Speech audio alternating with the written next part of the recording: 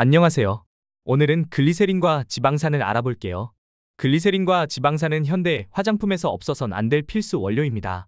이 두 성분은 단순히 보습만 담당하는 것이 아니라 피부 구조에 직접 관여하고 제품의 안정성, 사용감, 그리고 기능성까지 폭넓게 영향을 미치고 있어요. 이번 시간에는 글리세린과 지방산의 특성과 역할, 그리고 실제 화장품에서 어떻게 활용되는지를 하나씩 자세히 알아보겠습니다. 먼저 글리세린에 대해 알아볼게요.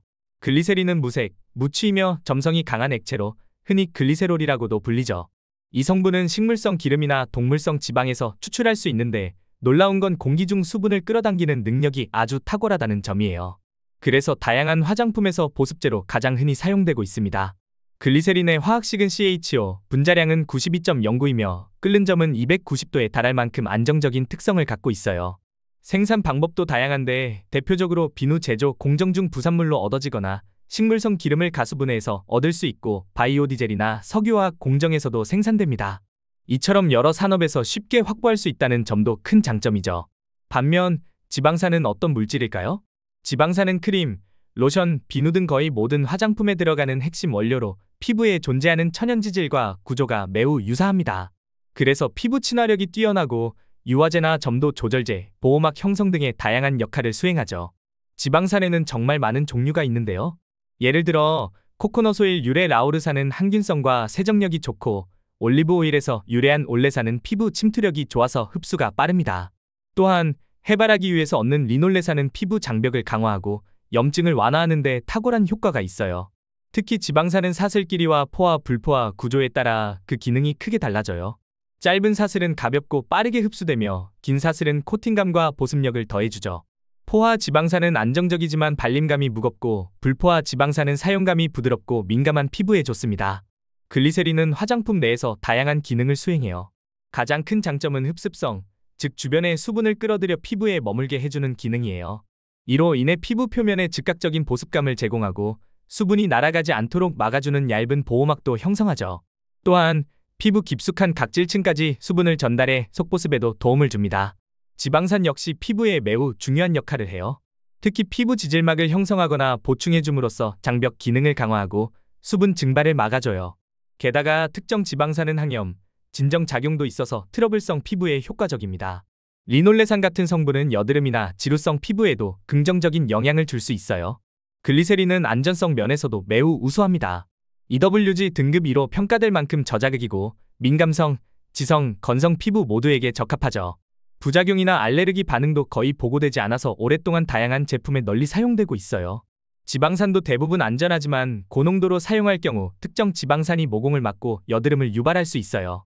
특히 라우르산, 미리스틱산 같은 포화 지방산은 코메도제닉 지수가 높기 때문에 여드름 피부에는 주의해서 사용해야 해요. 새로운 제품을 사용할 땐 패치 테스트를 권장합니다. 보습 제품에서는 글리세린이 1에서 5% 수준으로 함유된 로션이나 크림이 일반적이에요. 가볍고 빠르게 흡수되며 피부에 부담 없이 수분감을 채워줍니다. 지방산이 함유된 바디버터나 고농축 오일 마스크는 건조한 피부에 깊은 보습과 영양을 제공합니다.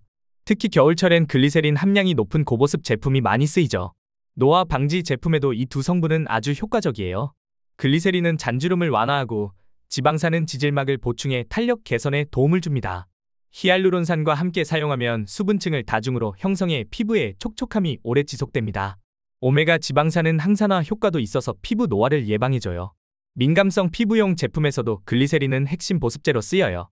피부를 자극하지 않으면서 수분을 채워주고 리놀레산 같은 지방산은 염증을 진정시켜줍니다. 세라마이드와 같이 쓰면 손상된 피부 장벽을 회복하는 데 큰 도움이 돼요. 세정제와 비누에는 글리세린과 지방산이 모두 중요하게 작용해요. 글리세린이 보습을 담당하고 지방산은 거품력과 세정력을 높여줘요.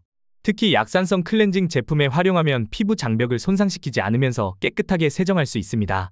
아토피 피부나 민감성 피부를 위한 저자극 제품에도 자주 사용됩니다. 헤어케어 제품에도 글리세린과 지방산은 필수입니다. 글리세린은 두피에 수분을 공급해 건조함을 막고 지방산은 모발 큐티클을 코팅해 부드럽고 윤기 있는 모발을 만들어줘요. 손상모 전용 트리트먼트나 컨디셔너에도 이 두 성분이 복합적으로 들어갑니다. 메이크업 제품에도 이 두 성분이 활용됩니다. 글리세린은 촉촉하고 윤기 있는 피부 표현에 적합해 글로우 메이크업에 필수적이에요. 지방산은 립스틱, 크림 블러셔 같은 제품에서 발림성과 밀착력을 높이는 데 사용돼요. 특수 지방산 유도체는 워터프루프 기능이나 지속력 향상에도 큰 기여를 합니다. 글리세린과 지방산은 국제적으로도 다양한 인증 기준을 충족해야 해요. EWG, ECOCERT, COSMOS, 비건 인증까지 점점 더 까다로운 기준들이 생기고 있고요. 한국 식약처나 유럽 규정에 맞춘 성분 표시와 농도 규정도 철저히 지켜야 합니다. 요약하자면 글리세린과 지방산은 단순한 기능을 넘어 제품의 제형 안정화, 피부 친화성, 지속 가능성까지 고려할 수 있는 핵심 성분이에요. 특히 최근 개인 맞춤형 화장품 시대와 친환경 트렌드에 잘 부합하는 만큼 앞으로도 지속적으로 주목받을 원료입니다.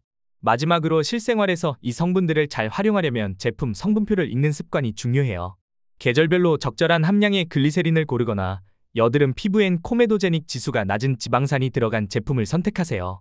글리세린과 지방산은 그 자체로도 효과가 좋지만 다른 보습제나 활성 성분과 조합했을 때 훨씬 더 강력한 시너지를 만들어냅니다. 더 궁금한 점이 있으시다면 언제든지 문의해주세요. 감사합니다. 앞으로도 좋은 원료, 새로운 원료는 코칭TV에서 만나요.